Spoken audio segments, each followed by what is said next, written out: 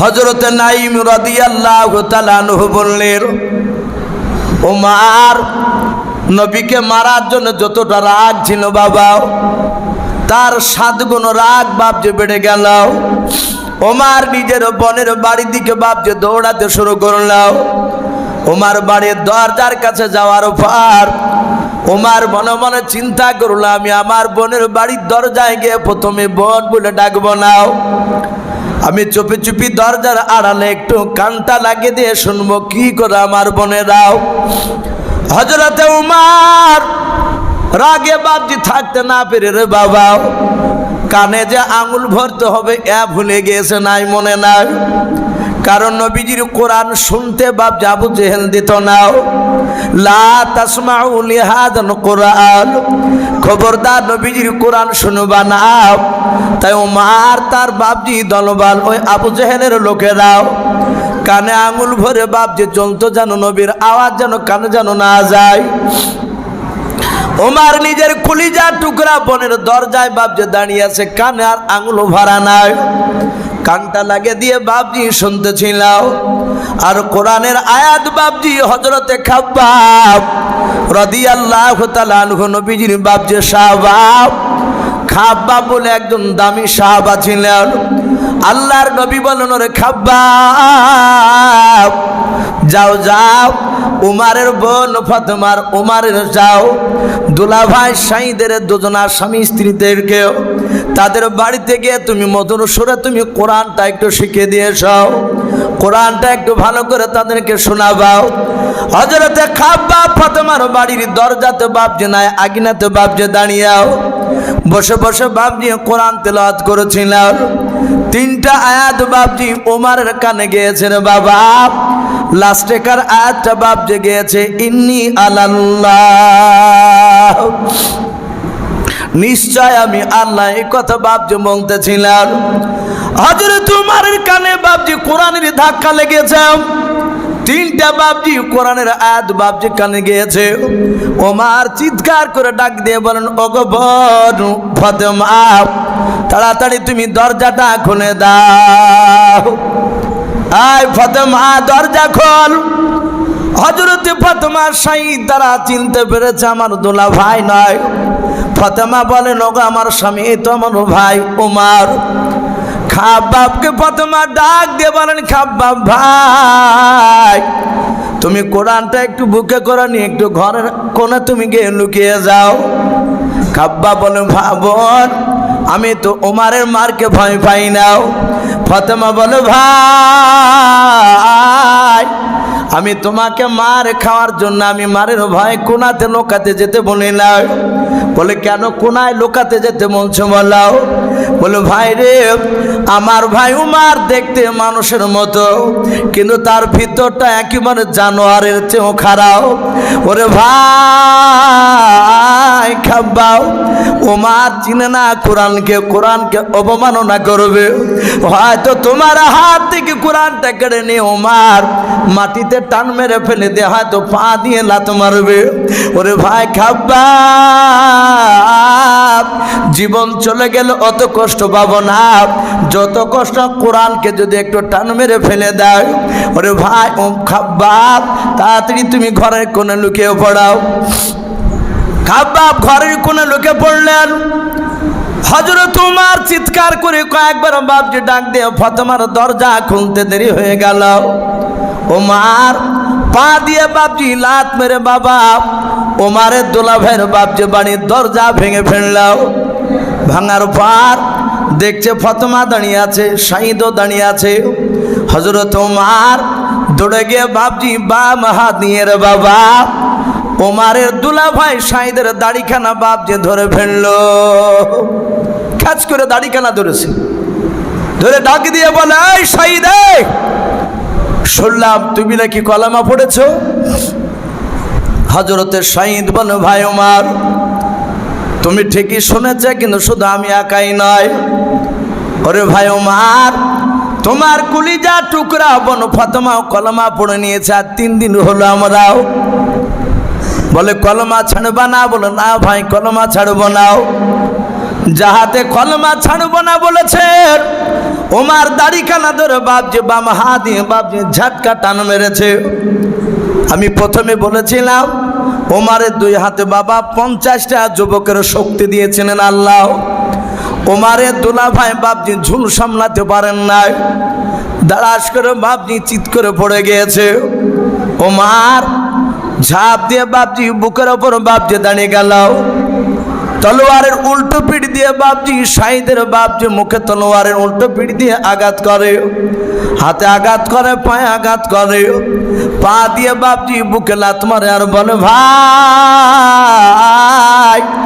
নবীর কলমা না ছাড়লে তোমাকে লাত মেরে বুকের বাতা ভেঙে ফেলব, তোমাকে তলোয়ারের উল্টো পিঠ দিয়ে আঘাত করতে করতে তোমাকে দুনিয়ার বুক থেকে বিদায় করে দেব। হযরত ওমরে দুলা ভাই শাহিদ কাদার বলেন গো ভাই ওমর মারতে মারতে যদি আমাকে শেষ করে দাও তবু কলিজার ভিতর থেকে নবীকে টান মেরে বের করতে পারবা না। হযরত ফাতেমা তাকে দেখেন আমার স্বামীকে আমার ভাই বেঁচে রাখবে না। হযরত ফাতেমা আর সহ্য করতে না পেরে কাছে যাওয়ার পর নিজের স্বামীর বাপজি বুকের ওপর শুয়ে পড়ে বলেছিল ওগো ভাই ওমর আমার স্বামীকে মেরো না, তার বদলে আমাকে মেরো। ও বাপজি ভাইরাও, ওমরের দিলটা বাপজি তখনও পাথরের মতো শক্ত হয়েছিল, নূরের জ্যোতি বাপজি তখনও জ্বলে ওঠেনি, নূর জ্বলে নাই। ওমর সঙ্গে সঙ্গে নিজের বোনের বাপজি মাথার চুলগুলো বাপজি খামচা মেরে ধরলাও, টান মেরে বাপজি পাকসাটা মেরে ফেলে দিলাও। ফাতেমা চিত হয়ে পড়ে আছে। ওমর বাঘের মতো বাপজি ঝাঁপ দিয়াও ফাতেমার নিজের কলিজা টুকরা ভাই ওমর নিজের বোনের বুকের ওপর দাঁড়িয়ে বাপজি লাত মারতে লাগলো। মুখেও লাত মারে, ঠোঁট বাপজি আপনার কেটে গিয়ে রক্ত বেরোতে লাগলো। ওমর উল্টো তলোয়ারের পিঠ দিয়ে আঘাত করে আর ডাক দিয়ে বলেন রে ফাতেমা বলো তুমি এখনো কলমা ছাড়বে কিনা, নবীকে ভুলবে কিনা? ফাতেমা কাঁদেন আর বলেন ভাই তুমি মারতে মারতে যদি আমাকে ধুলার সাথে যদি মিশিয়ে দাও তবে আমি নবীজিকে ছাড়বো না, বলুন সুবহানাল্লাহ। ও বাপজি ভাইরাও, যারা ইমানদার হয় ইমানদারদেরকে যত আঘাত দেওয়া যায় তত ইমানদারের ইমানের ভোল্টেজ বেড়ে যায়, বলুন সুবহানাল্লাহ। হযরত ফাতেমাকে যত মারে ফাতেমা ডাক দিয়ে বলেন ভাই তুমি জান ভরে তুমি মারো। ফাতেমা কাঁদেন আর বলেন ভাই আমি তোমাদের 4 ভাইয়ের মধ্যে আমি একাই বোন বনে হ্যাঁ ভাই ওমর তুমি ছোটবেলায় তুমি আমাকে এত ভালোবাসতে গেলো ভাই, কোনো মেলা তালায় খেলা দেখতে নিয়ে গেলেও তুমি হাত দোকানা ধরে নিয়ে যেতে, হাত দোকানা ধরে নিয়ে যেতেও ভাই গো। কিছুটা দূর যাওয়ার পর আমি বলতাম ভাই ওমর আমি হাঁটতে পারি না, আমার পা ব্যথা করেছে। আর ওই সময় ভাই তুমি আমাকে পাদা মেরে তুমি আমাকে কাঁধে তুলে নিতে, ঘাড়ে নিয়ে নিতেও ভাই, অনেকটা রাস্তা তুমি ঘাড়ে করে নিয়ে যেতেও। ওরে ভাই অনেক দিন তোমার হাত দিয়ে আমাকে খাবার খাওয়া দাও। ওরে ভাই যেই কলিজা টুকরা বোনের মুখে তুমি খাবার তুলে দিতে না ভাই, সেই বোনকে তোমার মার থেকে হাতটাও কাঁপে না। ওরে ভাই তুমি মারো জান ভরে তুমি আমাকে আরো মারো। ওমর মনে মনে চিন্তা করো না হারে এত মার মারলাম, মোহাম্মদ আল্লাহর নবী এমন কি জাদু দিয়েছে, এই জাদু থেকে কেন বেরিয়ে আসতে পারে না? হযরত ওমর ডাক দিয়া বলেন এই ফাতেমা বোন একটিবার তুই শুধু আমার কাছে জানের ভিক্ষা চাও, কলমা না ছাড়লে আর কিছু বলবো না, একবার জানের ভিক্ষা চাও। ফাতেমা ডাক দিয়ে বলেন ভাই একমাত্র জানের ভিক্ষা আল্লাহর কাছ ছাড়া কারো কাছে চাওয়া চাইবে না। ভাই রে তুমি মারো আমাকে মারো। হযরত ওমর ফারুক রাদিয়াল্লাহু তাআলা আনহু তার বাপজি দিলের ভেতরটা বাপজি নূর বাপজি একটু জ্বালিয়ে উঠেছে।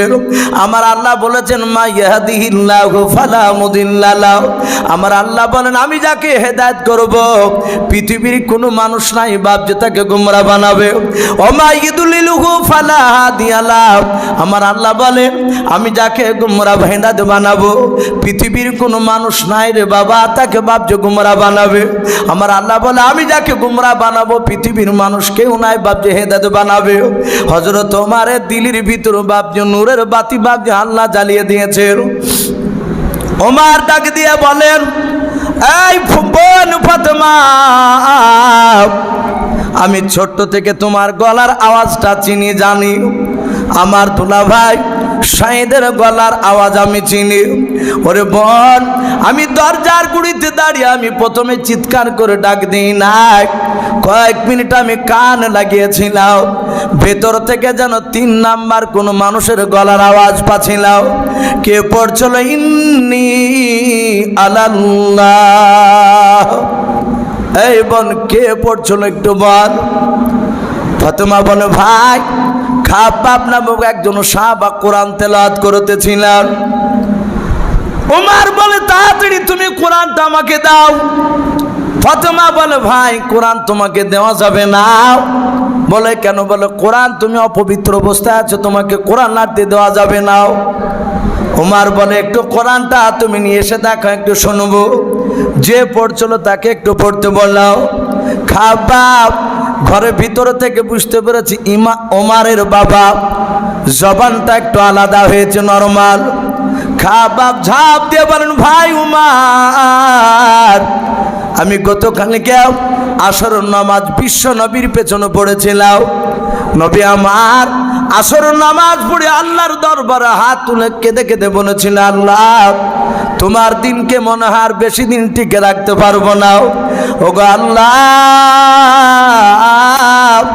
যেভাবে উমার আর আবু জেহেল উঠে পড়ে আমার বিরোধিতা শুরু করেছে, ওগো মালিক এদের দুজনের মধ্যে যার দ্বারা ইসলামের কামিয়াবি হবে, লাভ হবে রে মাওলা, তুমি তাকে মুসলমান বানিয়ে নাও।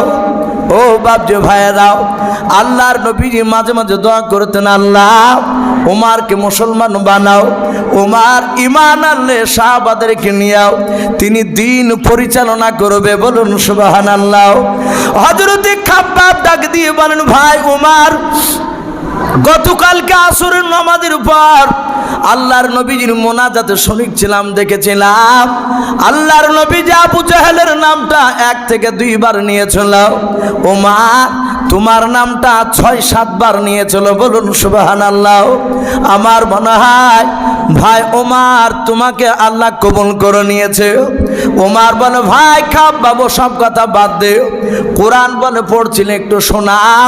খাব্বাব বাপ যে শোনাতো হাও, কোন ওলামা মুফাসসিরিন কেরাম লিখেছেন শোনাতো বাও। হযরতে খাব্বাব তিনি কয়েকটা বাপ আয়াত পড়লেন, ওমরের চোখ দিয়ে ঝরঝর করে বাপজি পানি ঝরছে বাবা, কারণ ওমরের ভাষা ছিল বাপজি আরবি, আর কোরআন নাজিল হয়েছে বাপজি আরবি ভাষায়, যাতে ওমর শোনার বলে, ওগো বোন ফাতেমা, এত সুন্দর মধুর বাণী কে বলল বলো? হযরত ফাতেমা বলেন, ওগো ভাই, যেই নবীর কলেমা পড়ার জন্য তোমার দুলা ভাইকে রক্তাক্ত করে দিয়েছো, আমাকে রক্তাক্ত করে দিয়েছো ভাই, সেই নবীজির ওপরে কোরআন নাজিল হয়েছে। ওমর বললেন, বোন ওগো দুলা ভাই, আর দেরি করো না, তাড়াতাড়ি আমাকে আল্লাহর নবীর কাছে নিয়ে চলো। বলুন সুবহানাল্লাহ। আল্লাহর নবী জনাবে মুহাম্মদ রাসূলুল্লাহ সাল্লাল্লাহু তাআলা আলাইহি ওয়াসাল্লাম সাহাবাদেরকে নিয়ে বাপজি বসেছিলেন। হযরত ওমর মাথায় বাপজি মস্তানি পাগড়ি বাঁধা আছে, হাতে অলুঙ্গা তলোয়ার খানাও। হযরতে শহীদ আর ফাতেমা খাব্বাব বাপজি 3 জন আয় ওমরের সঙ্গে বাপজি নবীজি দরবারে যাচ্ছে। ওমর নবীকে দেখবে বাবা, নবীজির চেহারা দেখার জন্য পাগলের মতো হয়ে গিয়েছে। ওমর বাপজি দৌড়ে যাচ্ছে, ওমরের ডান পাশে বাম পাশে বাপজি তার দোনা ভাই আর বোন ফাতেমা। খাবাব বাপজি তারা হাঁটতেছে।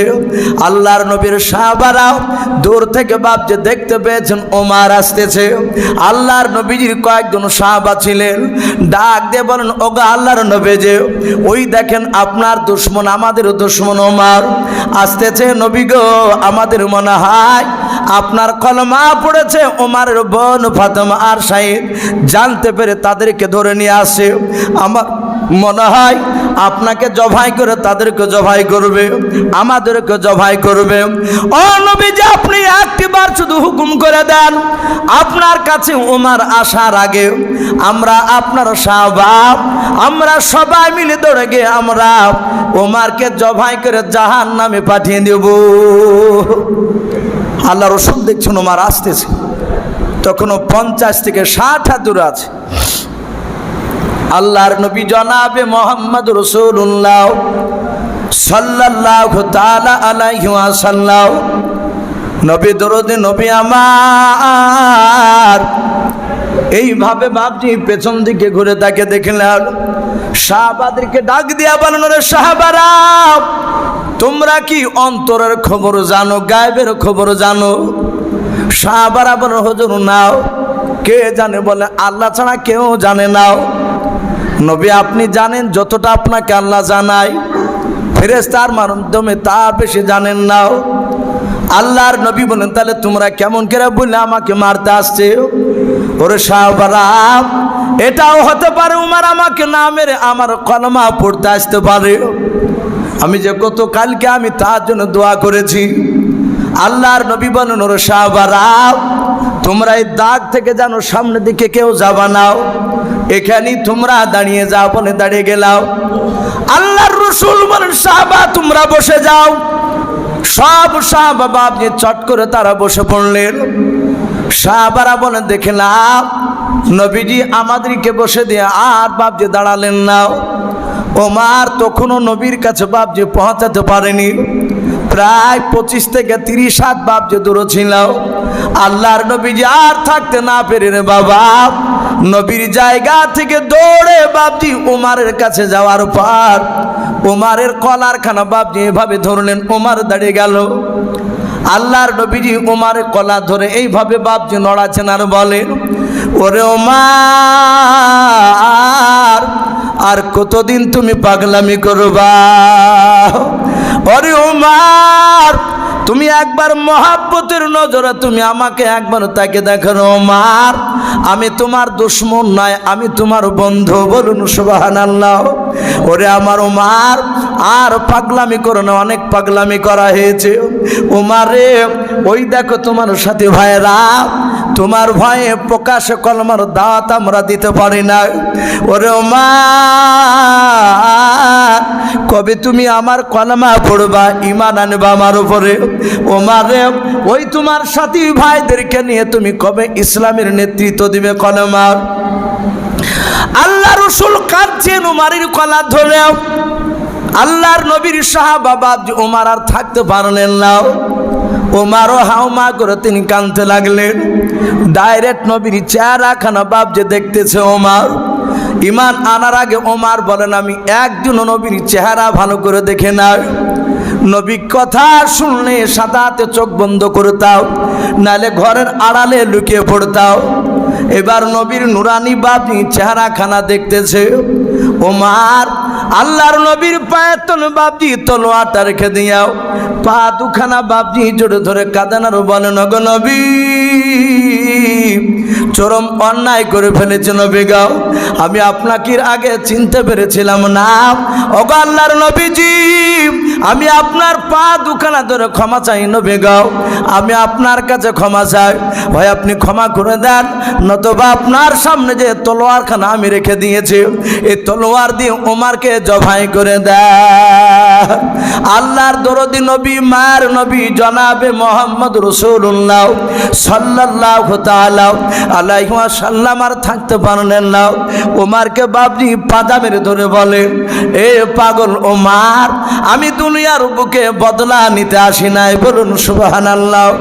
আল্লাহর নবীজি ওমারকে বুকের সাথে বাপজি জোরে জোরে কপালে চুমা দিয়ে বলেন, ওমার রে তুমি পড়ে নাও কালেমা লা ইলাহা ইল্লাল্লাহ। ভাই একটু জিকির হয়ে যাক, আমরা কত রাত্রিতে জিকির একটু করে নি, যেহেতু এখন কেউ নামাজ পড়ছে না, একটু কলেমাটা পড়ে নি, খুব দামি কলেমা লা ইলাহা ইল্লাল্লাহ লা ইলাহা লা ইলাহা ইল্লাল্লাহ লা ইলাহা ইল্লাল্লাহ লা ইলাহা ইল্লাল্লাহ মুহাম্মাদুর রাসূলুল্লাহ সাল্লাল্লাহু তাআলা আলাইহি ওয়াসাল্লাম নবীর কলেমা পড়ে ওমর মুসলমান হয়ে গেল।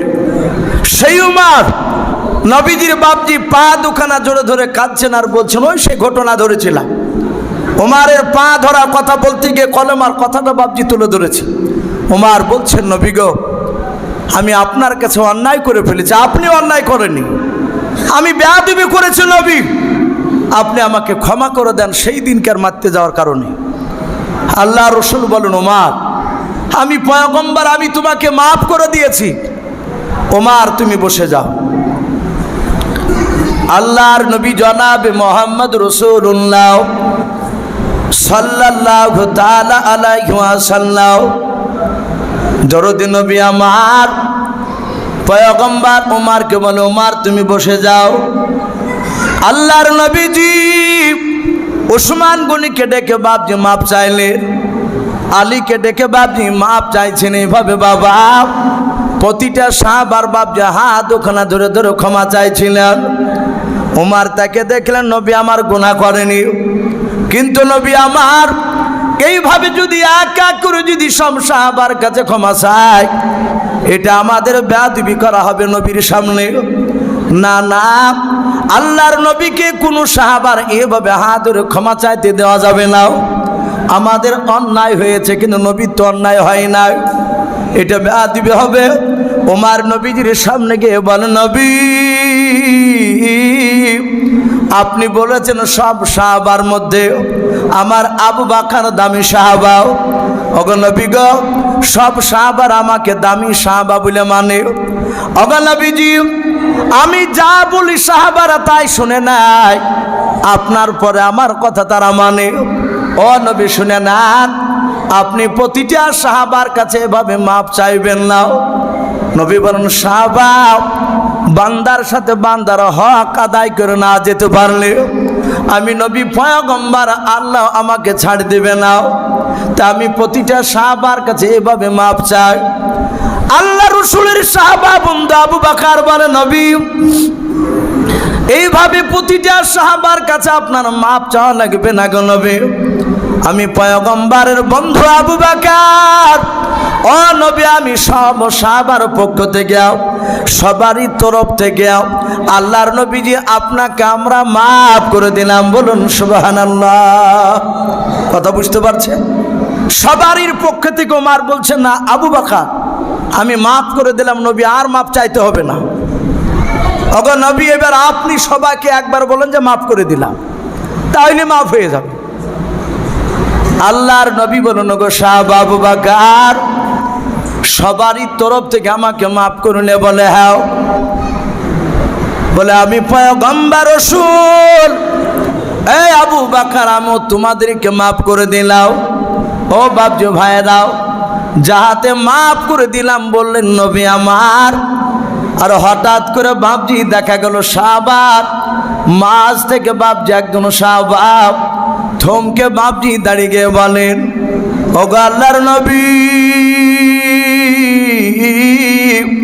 সব সাহাবারা আবু বকরকে দায়িত্ব দিতে পারে, কিন্তু আমি আপনার সাহাবা, ও নবীজি আমি তাকে দায়িত্ব দেই নাই। নবী গো, আমি আপনার সাহাবা, আমি আপনাকে অতক্ষণ পর্যন্ত মাফ করব না। হাজার হাজার সাহাবা সবাই অবাক, ডাক দিয়ে বলেন, ওগো নবী, ডাক দিয়ে নবী বলেন, ওগো আমার সাহাবা, তুমি কেন আমাকে মাফ করবে নাও? সাহাবা যিনি দাঁড়িয়ে আছেন বাবা, ওনার নাম আপনাদের মনে আছে কেমন জানা নাই? জানা আছে যে সাহাবা নবীকে বলছেন আমি আপনাকে মাফ করব না। ওই সাহাবার নাম হযরতে সাদ ইবনে আবি ওয়াক্কাস। বলুন সুবহানাল্লাহ। সাদ ইবনে আবি ওয়াক্কাস দাঁড়িয়ে বলছেন আগা নবী, সব সাহাবা মাফ করতে পারে, আমি আপনাকে মাফ করব না। নবী বলছেন কেন, আমি কি অন্যায় করেছি? বলে হুজুর, এক সময় আপনি উটে চেপে যাচ্ছিলেন, নবীজি যে উটটায় চাপতেন সে উটটার নাম নবী রেখেছিলেন আজবা। কি নাম বললাম? আজবা। রসুলের উটের নাম ছিল।